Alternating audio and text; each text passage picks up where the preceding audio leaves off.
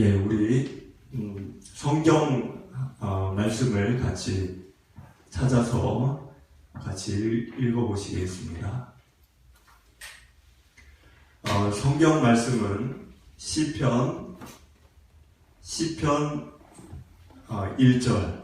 예, 발음이 좀 중복이 돼서 좀 어렵긴 한데 시편의 1절입니다. 우리 같이 한 목소리로 짧은 구절이니까 한 목소리로 같이 읽어보시겠습니다. 여호와여 어찌하여 멀리 서시며 어찌하여 환난 때에 숨으시나이까. 예, 아멘. 오늘 나누게 되시는 10번째 이 시편 말씀은 세상에 우리가 겪을 수도 있고 직접, 아니면 이제 누군가가 겪는 거를 이렇게 볼 수도 있고, 또 우리가 뉴스라는 게 있기 때문에 뉴스를 통해 들을 수도 있고, 그런 세상의 수많은 악한 일들, 그런 것들을 보면서 한탄이 이렇게 나올 때가 있죠. 지금 얼마나 캄보디아 사태가 심각합니까? 그런 뉴스를 이렇게 접하면 한탄이 나오죠, 한탄이. 세상이 어떻게 해야 이렇게까지 됐을까? 그런 악한 일들, 그런 악한 것들을 경험하고 보고 듣고 할 때 우리가 어떤 것을 해야 되는가? 여러분들은 그런 뉴스를 들을 때 뭘 하시나요? 그냥 세상이 왜 이래? 그렇게 분노하시고 한탄해하시고 그것으로 그치십니까? 아니면 다른 무언가를 하십니까? 그런 부분을 우리가 오늘 이 10번째 시편을 통해 살펴보게 되는 것 같습니다. 오늘 말씀이 그런 내용이에요. 그래서 여러분들이 이 1절부터 이제 마지막 9절까지 하나하나 저와 함께 나누게 될 건데, 1절을 보시면은 여호와여 어찌하여 멀리 서시며 어찌하여 환난 때에 숨으시나이까. 자, 여기 보면 단어를 잘 보셔야 돼요. 단어를. 1절을 보니까 멀리 서다, 숨는다, 이런 말이 있죠. 누가 그렇게 했다는 거예요? 그렇게 한 건 아닌데, 그렇게 한 건 아닙니다. 한 거는 아닌데 이거를 쓴 사람이 하나님이 멀리 계시고 하나님이 어딘가에 숨어 계시는 것처럼 느꼈다는 거예요. 하나님이 그랬다는 게 아니라, 왜 그런 걸 느꼈을까요? 왜? 세상이 너무 악하기 때문에 그래요. 세상이 너무 악해서. 여러분들, 악한 일을 그냥 듣는 정도는 괜찮은데, 여러분들이 겪었다, 실제로 겪었다, 그러면 여러분이 그런 일을 겪게 되면은 화가 납니다. 때로는 보복을 해야 되겠다, 안갚음을 해줘야 되겠다, 이런 생각을 할 수도 있어요. 그런데 지금까지 나눴던 다윗의 시편들을 여러분들께 기억이 나시는지 모르겠지만, 다윗은 특징이 뭐였냐면, 다윗은 자신이 보복을 하거나 어떤 심판을 집행을 하거나 징벌을 하거나 하는 일을 하지 않았어요. 왜 안 했을까요? 왜 안 했을까? 사울 왕을 2번 죽일 수 있었죠? 현장에서 발견했잖아요. 근데 사울 왕을 죽일 수 있는 2번의 기회를 기회라고 생각하지 않았어요. 내가 할 일이 아니라고 생각했어요. 죽여도 되는데, 아니면 죽이는 게 아니더라도 이렇게 좀 해코지를 할 수 있는데, 아무 일을 안 했어요. 자기를 괴롭히고 자기를 죽이려고 하는 사울왕을 자기가 해코지할 수 있는 2번의 기회가 있었지만 아무 일도 안 했어요. 왜 그랬을까요? 다윗이 이 왕을 죽이면 어떤 보복이 올까봐 그게 무서워서 그것 때문에 한 게 아니에요.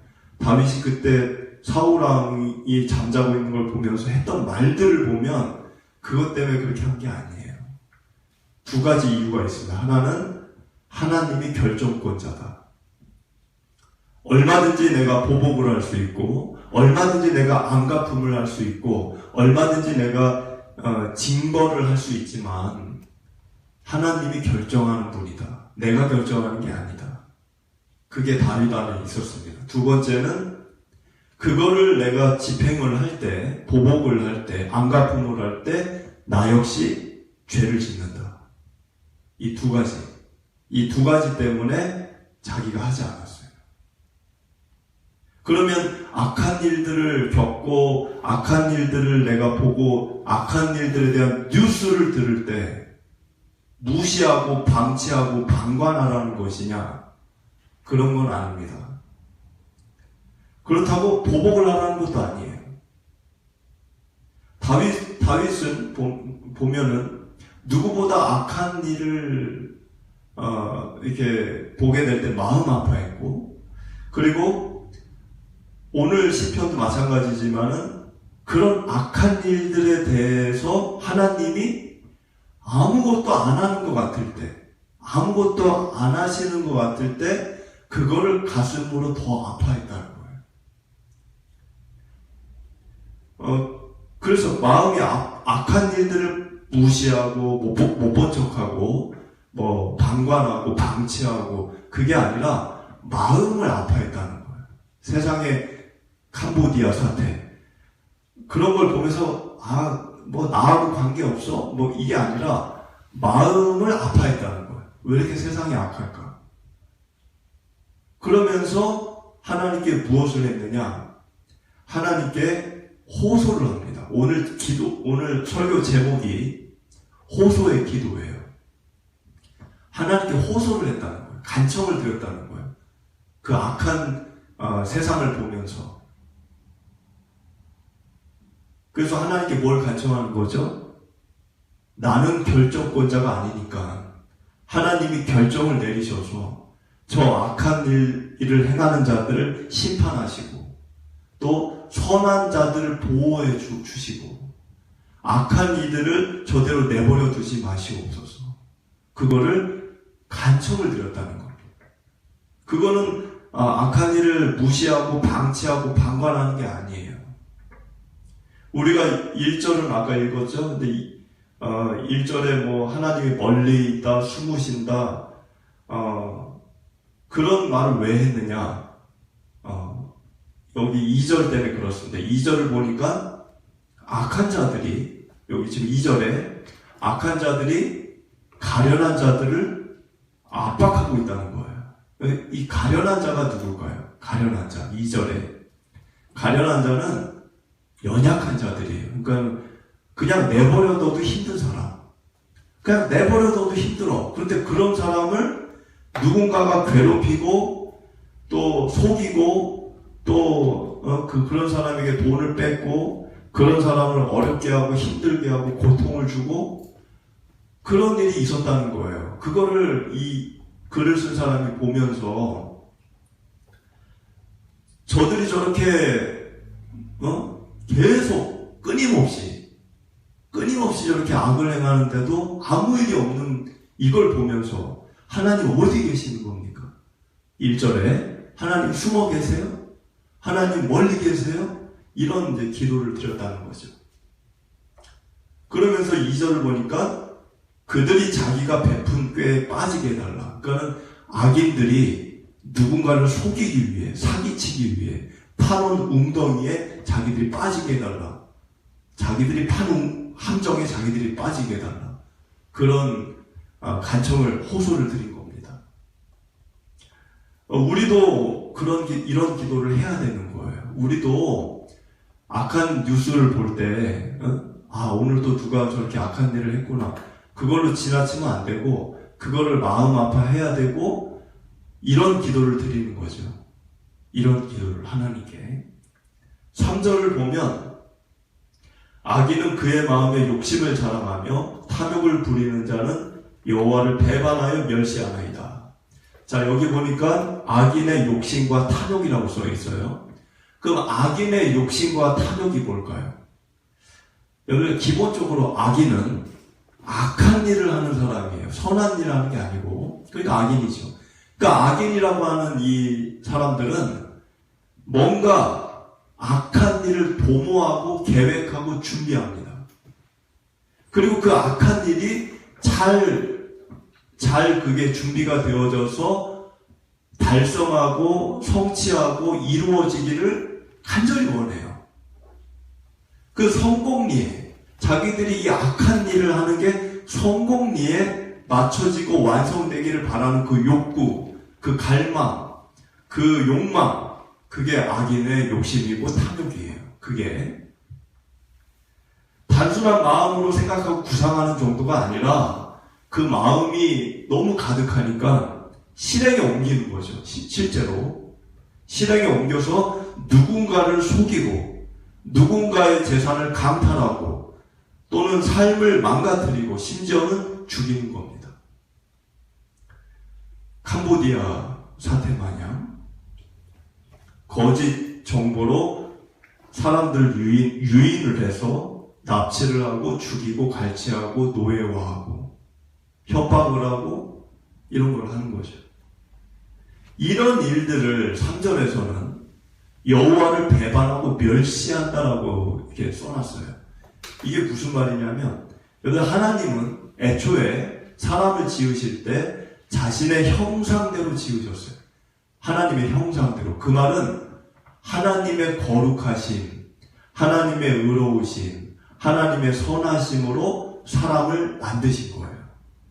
사람에게 악이 없어요, 악이. 그러니까 하나님이 인간을 지을 때 사람이 존재하는 그 목적, 왜 사람이 있어야 되는가? 사람 없어도 되잖아요. 사람 없으면 안 되나요? 사람 없어도 하나님이 뭐 지내는데 불편한 거 없죠. 사람 없어도 돼요. 그런데 왜 하나님이 인간을 만들었느냐? 인간을 거룩하고 선하고 의로운 존재로서 살아가게 하기 위해 존재 목적을 그렇게 부여하신 거예요, 인간에게. 그런데 인간이 그 존재 목적대로 지금 존재하지 않는 거죠. 존재의 목적을 상실한 거죠. 있어야 될 그 모습이 지금 없는 거죠. 그 자체가 하나님의 우리 인간, 우리 사람을 존재를 만든 분, 그리고 존재케 하신 하나님, 그분의 뜻과 그분의 마음을 멸시하고 배반한 일이 된다는 거예요. 우리는 스스로 존재하는 자들이 아닙니다. 우리가 속한 이 자연 만물도 스스로 존재하는 게 아니에요. 하나님이 만드셨고 지금도 운영하고 계시고 다스리고 계시는 거예요. 그러니까 태양이 안 떨어지죠. 그러니까 지구가 얼마나 규칙적으로 돌아갑니까? 그 태양계 질서가 얼마나 기가 막혀요. 그거 조금만 오차가 생겨도 다 죽어요, 사람들. 하나님이 붙잡고 계시는 거예요. 아직까지. 나를 만드셨고 살아가게 하시고 지금도 내가 숨을 쉴 수 있게 모든 것을, 내가 모르는 모든 것까지 섭리와 하나님의 통치와 다스림으로 우주 만물을 아직까지 하나님이 만지고 계시다는 겁니다. 그거를 받아들이고 그거를 믿는 것이 신앙생활이에요. 그리고 그 마음을 갖고 계속적으로 그것을 고백하며 우리가 살아가는 게 신앙생활의 여정입니다. 그런데 그 생각을 거부하는 이들이 있어요. 나는 그렇게 생각 안 해. 하나님 없어. 하나님이 뭘 우리를 만들었어. 하나님이 뭘 다스려. 순 거짓말 같은 이야기. 그 생각을 밀쳐내고 거부하는 이들이 있습니다. 그런 이들을 하나님이 볼 때, 하나님이 그들을 만드셨죠? 그들이 지금 하나님을 믿지 않더라도 그들이 숨을 쉬고 먹고 마시고 입고 살 수 있게 하나님이 지금도 돌보시는 거예요. 교회 안 다닌다고 하나님이 안 돌보는 게 아닙니다. 여러분들 비가 교회 다니는 사람 마당에만 비가 내리는 게 아니에요. 교회 안 다녀도 하나님을 미워해도 여전히 그들도 하나님의 사랑을 받고 있어요. 그러니까 살아있는 거예요. 그런데 그런 그들이 하나님 없다, 하나님 웃기는 소리다 이렇게 할 때 하나님의 입장에서 보면 자신을 멸시하고 자신의 사랑에 배반하는 거예요. 그래서 3절에 여호와를 배반하고 멸시한다라고 쓴 겁니다. 그들은 자신들이 누구를 배반했고 누구를 멸시하는지를 모르는 거예요. 그 무지한 거예요. 그 무지를 하나님이 어떻게 불쌍히 여기시는 거예요. 그러니까 예수님이 자기를 때리고 욕하는 이들을 위해 기도한 겁니다. 모르는 거예요. 근데 4절을 보면 악인은 그의 교만한 얼굴로 말하기를 여호와께서 이를 감찰하지 아니하신다 하며 그의 모든 사상에 하나님이 없다 하나이다. 자, 여러분들 하나님의 존재하심 부정하는 이들이 있다 그랬죠? 여러분들 주변에 많잖아요. 여러분들 하나님 얘기하면 믿습니까? 그분들이? 그런 분들 많죠. 근데 그런 분들은 그 생각 자체가 악에 빠져 있는 거예요. 그럼 그 사람들에게 당신 악에 빠져 있어. 그러면 기분 나빠하시겠지. 그러니까 그런 말은 할 수가 없지만 영적으로 그분들은 악에 빠져 있는 겁니다. 여러분들 악이라는 거 단어를 잘 생각해 보시면 악이라는 것과 악행은 같은 게 아니에요. 악은 그 악행이라고 하는 거는 그 악을 실천으로 옮기는 게 악행입니다. 악행. 악이라고 하는 거는 그 자체가 행위라기보다는 어떤 행동으로 옮겼다기보다는 악이라고 하는 거는 위치를 얘기하는 거예요. 위치. 지금 어느 위치에 있느냐. 하나님의 영역, 하나님의 위치, 하나님의 영역은 거룩함, 의로움, 선하심입니다. 근데 그 하나님의 영역을 벗어나서 하나님을 밀쳐내는 거죠. 하나님을 밀쳐내고 하나님을 거부하는 거죠. 그래서 하나님의 영역에서 이탈을 하면 그러면 악이에요. 악의 영역이에요. 그러면 하나님의 영역에서 하나님을 밀쳐낸다. 하나님을 거부한다. 그게 뭘까요? 하나님을 거부하는 게 뭘까요? 하나님의 뜻, 하나님의 생각, 하나님의 마음, 하나님의 계획, 이거를 부정하는 거예요. 그거를 동의하지 않는 거예요. 그게 하나님을 밀어내는 거예요. 그러니까는 일상 속에서도 하나님을 믿는 이들도, 교회를 다니는 저와 여러분 같이 하나님을 믿는 이들도 하나님의 영역에서 벗어날 때가 있습니다. 죄를 지을 때 우리가 그러하죠. 교회 다닌다고 죄 안 짓는 게 아니잖아요. 그러니까 아무리 교회를 다녀도 교회 다니면서 죄를 짓잖아요. 그럼 죄를 짓는 그 순간 물론 갈등을 하겠죠. 내가 할까 말까 그러다가 내가 죄를 짓는다. 그럴 때 죄를 짓는 그 와중에는 우리도 하나님의 영역에서 이탈을 한 거예요. 그래서 예수님은 악에서 구하시옵소서, 그거를 기도하라고 우리에게 가르쳐 주셨습니다. 하나님 악에서 구하여 주시옵소서. 그걸 기도하라. 그 주기도문에 나오잖아요. 그 얘기는 하나님의 영역 안에 내가 늘 머물 수 있게 해달라는 것을 기도하라는 겁니다. 4절을 가만히 읽어보면, 여러분들 4절을 쭉 가만히 보면은 하나님이 없다 이렇게 하지 않고 뭐라고 써있냐면 그의 모든 사상에 하나님이 없다 이렇게 되어 있어요. 그냥 하나님이 없다가 아니라 그의 모든 사상이라고 되어 있어요. 사상이 뭡니까? 그 사람의 생각과 마음에 하나님이 없다는 거예요. 그런데 입으로는 교회 다니는 분들도 입으로는 하나님이 있다고 얘기를 하죠. 살아계신 하나님. 교회를 다니는 분들이 그거 고백 안 할 분들이 누가 있어요. 근데 여러분 입술하고 마음하고 행동은 일치하지 않습니다. 이게 일치하는 사람이 훌륭한 사람이에요. 이게 일치하는 사람이.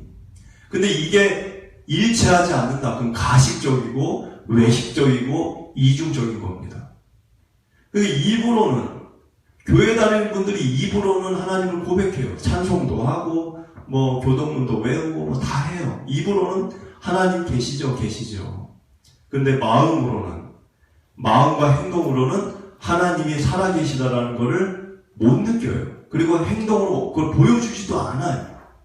고백은 있는데 마음은 엉뚱한 데 있고 행동은 더 이상한 행동을 하고, 이것이 하나님의 그 영역에서 이탈을 하는 겁니다.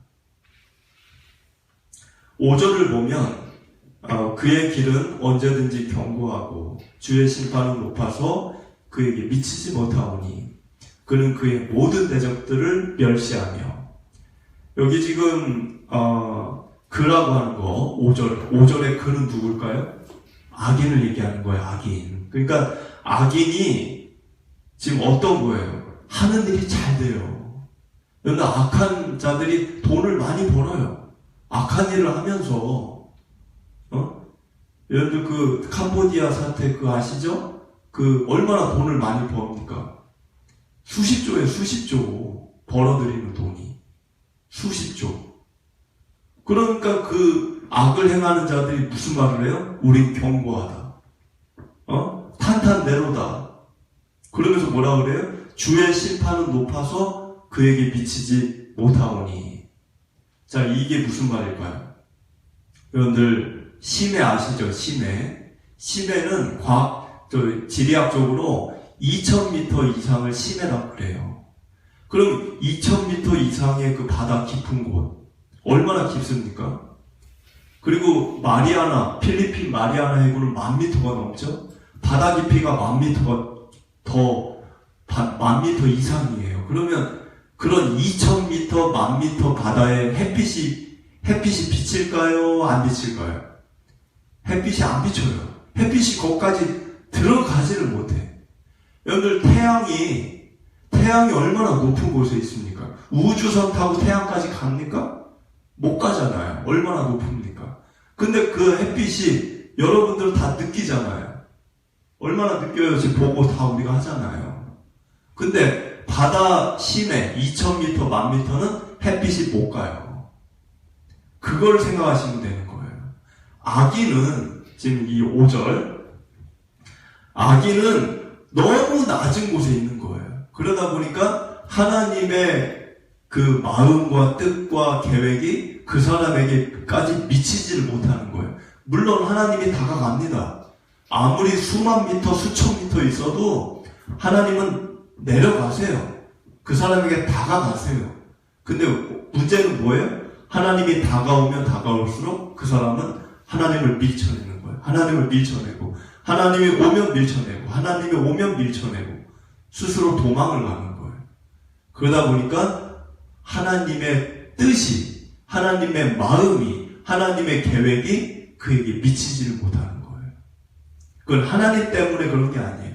그 사람 때문에. 그 악인이 하나님을 오면 다가올 때마다 밀어내는 거예요. 밀어내는 거예요. 스스로 깊은 곳으로 내려가는 거예요. 그러니까 하나님의 심판에 대한 그 생각, 하나님은 심판하실 거다. 내가 이렇게 나쁜 짓을 하는 것 때문에. 하나님은 언젠가는 나를 징벌하실 것이다. 이런 마음이 전혀 없어요. 전혀.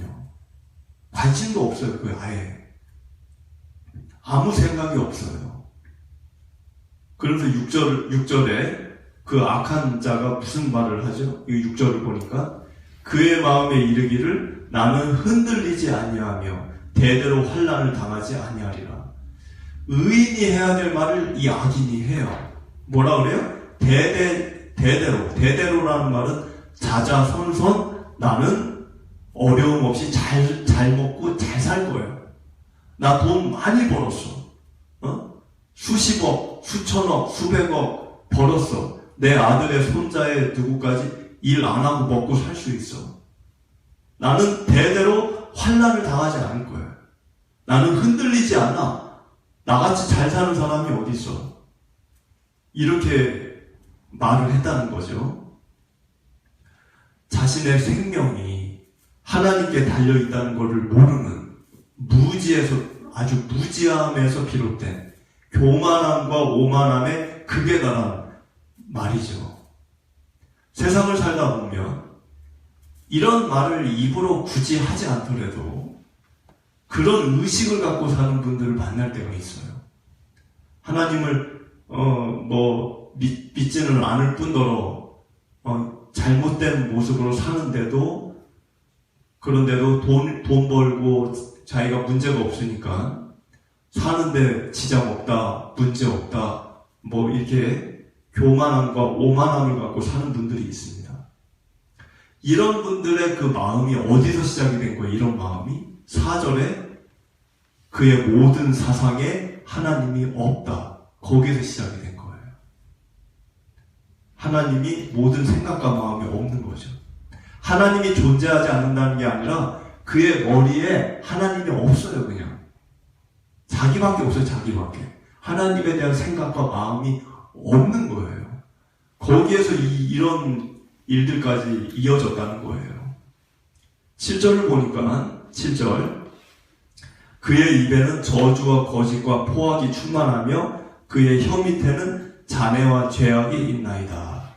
자, 이 시편을 쓴 사람이 하나님께 지금 호소를 하는 거예요. 악한 자들을 저렇게 내버려 두시지 마세요, 하나님. 에? 그걸 호소하면서 악인들을 고발하는 거예요. 고발. 여러분들 경찰서에 가서 고발하잖아요. 하나님께 고발을 하는 거예요. 근데 7절을 보니까 악인들이 저주, 거짓, 포악 이런 일을 행한다. 그러면서 혀밑이라는 단어가 나와요. 혀밑. 7절에 혀밑. 여러분들 혀밑이라는 게 무슨 의미일까요? 여러분들 혀가 아니에요. 그냥 혀가 아니고 혀밑이에요. 여기 써있는 거 보면 여러분들 혀밑이라고 하는 거는 두 가지 의미가 있습니다. 첫 번째는 여러분들 혀밑은 여러분들이 거울을 보시고 여러분들 양치질 할 때 여러분들 구강 안을 보시면 알겠지만 혀밑은 혀에 가려져 있죠. 혀에 가려져 있잖아요. 혀를 들어야 보일 거 아니에요. 혀를 내리고 있으면 혀 안에가 보입니까?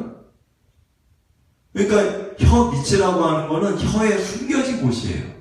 혀에 덮여 있는 거지. 근데 여러분들 구강에서 제일 더러운 데가 어딘 줄 아세요? 입에서 세균이 제일 많이 번식하는데 거기가 혀 밑이에요. 입냄새가 거기서 나는 거예요. 그러니까 사람이 양치질을 안 하면 혀 밑에 침이 보이잖아요. 그 침이 세균으로 가득 차면서 거기서부터 냄새가 피어오르는 거예요. 여기 이게 무슨 말일까요? 혀 밑.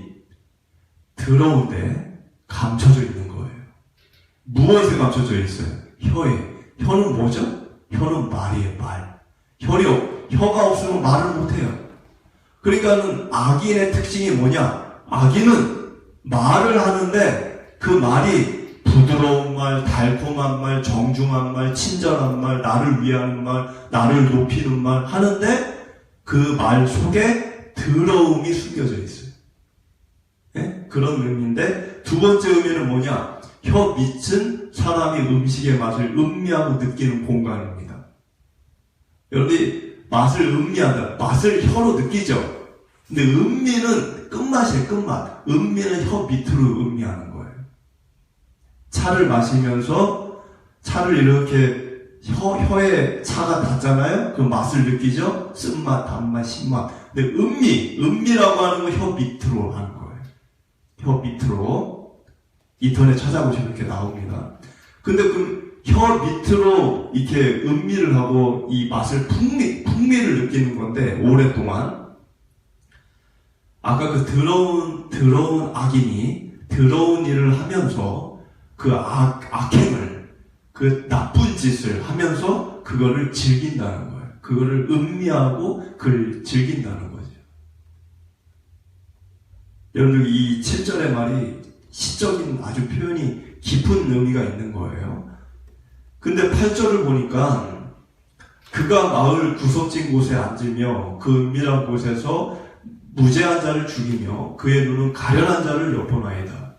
여러분들 여기 보면 그가 마을 구석진 곳이라고 되어 있는데 옛날 성경을 보시잖아요. 개역개정. 뭐라고 써있냐면 여기 향촌이라고 되어 있어요. 향촌.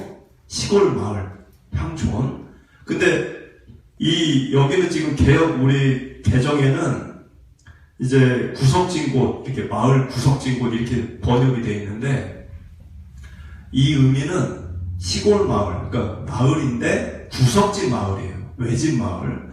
근데 이 마을의 특징은 울타리가 쳐져 있어요. 성벽이 아무나 못 나가게. 캄보디아 생각하시면 돼요. 울타리가 쳐져 있어요. 그냥 있는 마을이 아니고. 그래서 한 번 들어가면 못 나옵니다. 거기로 뭐를 하는 거예요? 매복 장소로 활용해서 사람을 유인합니다. 그 유인할 때 쓰는 게 말이에요. 혀. 아까 7절에 그 혀. 전화가 됐든 인터넷이 됐든 이 말로, 어떤 말로 유인을 하는 거예요. 그 마을로 오게끔. 그래서 대상을 가리지 않고 범죄를 저지르는데 8절을 보니까 은밀한 곳에서 죽인다고 써 있어요. 그리고 강탈을 하고 그런 자들을 호시탐탐 엿보고 노리는 거죠. 근데 여기 8절을 보니까 어떤 자들이 범행의 대상이에요? 가련한 자. 자, 가련한 자가 누굴까? 가련한 자. 8절에 이게 범행 대상이에요. 레엘레카라는 히브리어 단어입니다. 레엘레카. 이 가련한 자, 레엘레카라고 하는 이 단어의 뜻은 무력한 자, 힘이 없는 자, 권력이 없는 자, 가난한 자, 돈이 없는 사람, 불행한 자, 뭔가 이렇게 불행스러운 일을 겪은 사람, 그리고 억압받는 자, 외로운 자, 이런 뜻이에요. 여러분들 왜 캄보디아의 젊은이들이 가죠? 생각을 해보세요. 캄보디아에 간 젊은이들이 누굽니까? 이런 사람들이에요. 가련한 자, 권력이 없고, 돈이 없고, 집이 가난하고, 그리고 뭔가 불행한 일을 겪었고, 그 불행한 일이라는 게 뭐예요? 도박, 또는 본인이 이제 그 어떤 사업을 하다 망했든지, 아니면 도박을 했든지, 그래서 우리나라에서 대부 업체에다가 빚을 져가지고 고이자로 빚을 갚아야 되는 막다른 골목에 이른 이들이에요. 그들이 범행의 대상이었어요. 그렇잖아요? 돈 있고 부자인 사람들이 왜 갑니까, 거기를? 안 가죠. 그러니까 가련한 자들이 범행 대상이에요. 이 악인들이 악을 행할 때 부자, 권력자, 돈 있는 사람은 건드리지 않아요. 어떤 사람들을 건드리느냐? 가련한 자, 돈 없는 사람, 불행한 일을 겪은 사람, 외로운 사람, 무력한 사람, 이 사람들에게 다가간다는 거예요. 여러분, 캄보디아가 1인당 GDP가 2,800달러예요. 우리나라 GDP 얼마예요? 36,000이에요. 우리가 얼마나 잘 삽니까? 이 캄보디아보다. 그런데 캄보디아 그 2,800밖에 안 되는 우리는 36,000인데 전 세계 138위밖에 안 되는 그 어려운 나라에서 월 1,000만 원 번다는 게 말이 돼요, 안 돼요? 우리같이 잘 사는 나라에서도 월 1,000만 원 번다는 게 쉬운 게 아닌데 2,800불밖에 안 되는 그 가난한 나라에서 월 1,000만 원 벌게 해준다는 말이 안 되잖아요. 그런데 그런 말에도 혹한다는 거는 그만큼 그 젊은이들이 상황이 어려운 거예요. 지푸라기라도 잡는 심정으로 간 거예요. 근데 구절을 보니까 뭐라고 써있죠?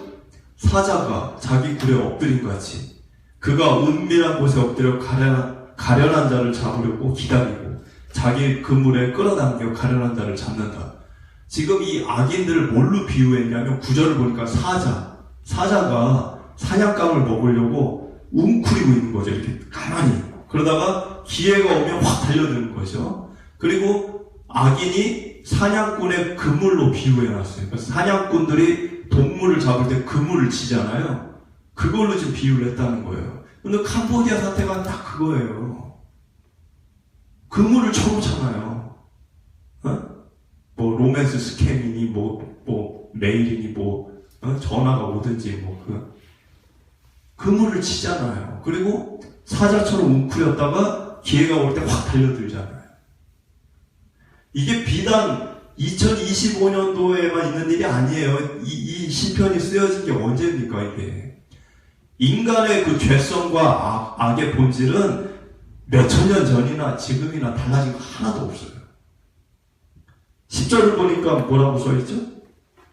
그가 굽으려 엎드리니 그의 포함으로 말미암아 가련한 자들이 넘어지나이다. 그러니까 가련한 자들이 그 악인들에 의해서 죽거나 인생이 망쳤다는 거예요. 죽거나 망친다는 거지, 인생이. 11절을 보니까 그가 그의 마음에 이르기를 하나님이 잊으셨고 그의 얼굴을 가리셨으니 영원히 보지 아니하시리라 나이다. 이 악인이 한 말이에요. 여기 11절에 그라고 하는 건 악인이에요, 악인. 악인이 뭐라고 얘기해요? 내가 지금 이렇게 울타리 치고 범행을 저지르는 이곳에는 하나님 없어. 하나님이 있어도 하나님은 이곳에 있는 사람들 잊으셨어. 아무 일도 안 하셔. 얼굴을 가리셨어. 내가 아무 일이나 해도 돼. 그런 생각을 갖고 악행을 했다는 거예요. 그게 마음의 동기예요. 왜 악행을 했느냐? 그 악행을 한 마음의 동기가 하나님 없어. 아까 4절에 하나님 없어. 그리고 하나님이 있어도 하나님 잊으셨어. 하나님은 잊으셨고 아무 일도 안 하셔. 내가 무슨 짓을 하든 하나님 아무 일도 안 하셔. 그게 악을 저지르는 마음의 동기였다는 거예요. 12절을 보니까 여호와여 일어나옵소서, 하나님이여 손을 드옵소서, 가난한 자들을 잊지 마옵소서. 호소하는 거죠. 13절 어찌하여 악인이 하나님을 멸시하여 그의 마음에 이르기를 주는 감찰하지 아니하리라 하나이까. 자, 이 기도로 간청을 하는 건데 하나님께 악을 응징해 주실 것을 강력하게 요청하는 거예요. 지금 하나님께 그 간청하는 내용을 보면 악인들이 하나님이 없다고 합니다. 하나님이 계셔도 사람들을 잊으셨다고 합니다. 사람들이 아무리 억울한 일을 당해도 하나님 아무 일도 안 한다고 합니다. 그런 말을 왜 그들이 하게 내버려 두십니까? 그러면서 하는 말인데 이런 뜻이죠. 저 희생되는 저 가련한 이들 저렇게 놔두면 그들의 구원은 어디서 오겠습니까? 그들의 고통을 내버려 두면 누가 이 세상에 하나님이 계시다라는 것을 누가 동의하겠습니까? 그런 세상에 사람들이 살아가게 되면 하나님을 진정한 통치자라고 누가 여기겠습니까?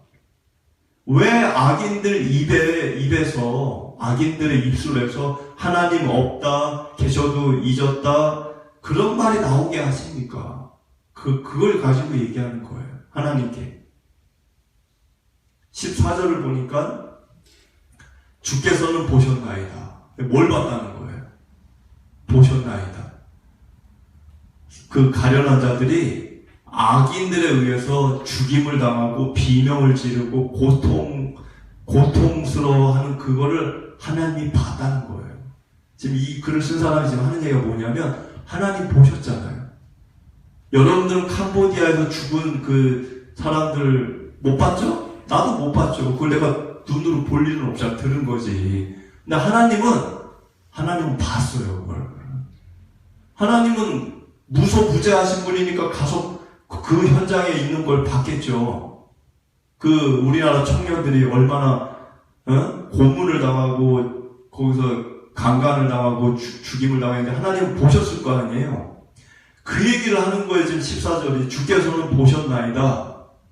근데 왜 가만히 계시냐는 거예요. 지금 14절이 악인들의 악행과 약자들의 고통과 비명을 죽음을 보셨다는 것을 강조하면서 못 본 것처럼 하나님 하나님 못 보신 것처럼 왜 가만히 계십니까? 그래서 간청을 하는 거예요. 주님 고아를 도우시는 분 아니십니까? 지금 14절에 고아가 나오죠, 고아. 15절, 16절을 보니까 악인의 팔을 꺾으소서 악한 자의 악을 더 이상 찾아낼 수 없을 때까지 찾으소서 여호와께서는 영원 무궁하도록 왕이시니 이방 나라들이 주의 땅에서 멸망하였나이다. 자, 16절이 뭘 얘기하는 거냐? 악인이 자기가 왕인 줄 아는 거예요. 왜? 자기 원하는 대로 다 하니까. 내가 왕이야? 막 이러면서 이제 자기가 스스로 왕된 걸로 착각을 하는 거죠.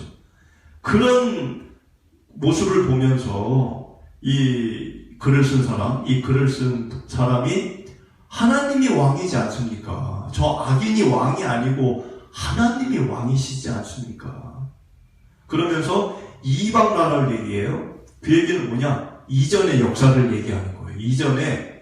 이전에 그 수많은 이방 나라, 하나님을 믿지 않는 이방 나라들이 자기가 왕인 척 했어요. 내가 왕이야! 바벨로니아, 또는 이렇게 아수르, 또는 애굽, 이런 나라들이 내가 왕이야! 그랬다고, 내가 왕이야. 하나님 같은 거 없어, 내가 왕이야. 그러면서 남을 죽이고 학대하고 노예로 만들고 하는 아주 안 좋은 일들을 많이 행했어요. 근데 그런 일을 행할 때 하나님 내버려 뒀습니까? 그런 나라를 다 멸망시키셨어요. 그거를 얘기하는 거예요. 하나님 전에는 그렇게 하셨잖아요. 하나님 전에는 자기가 왕이라고 여기고 남들을 그렇게 강탈하고 죽이고 노예화하고 했던 자들을 그냥 내버려 두지 않으셨잖아요. 근데 왜 지금은 가만히 계십니까? 그거를 지금 얘기한 거예요. 지금 이 16절이. 그러면서 17절에 여호와여 주는 겸손한 자의 소원을 들으셨사오니 그들의 마음을 준비하시며 귀를 기울여 들으시고. 이 겸손한 자, 이 17절에 겸손한 자는 고통을 받는 가련한 자들을 얘기하는 거예요. 그들은 겸손할 수밖에 없죠. 지금 가진 것도 없고, 억압을 받고, 남에게 자랑할 것도 없는데 겸손할 수밖에 없죠. 그래서 이 가련한 자들을 얘기하는 건데, 이 문장을 보면 17절에 눈에 들어오는 문장이 그들의 마음을 준비하시며, 이 단어, 이 문장이 이게 무슨 뜻인지 여러분이 이해가 안 될 거예요. 지금 읽어보면 마음을 준비한다는 게 뭡니까? 마음을 준비한다. 이게 무슨 말이냐면 마음을 준비한다.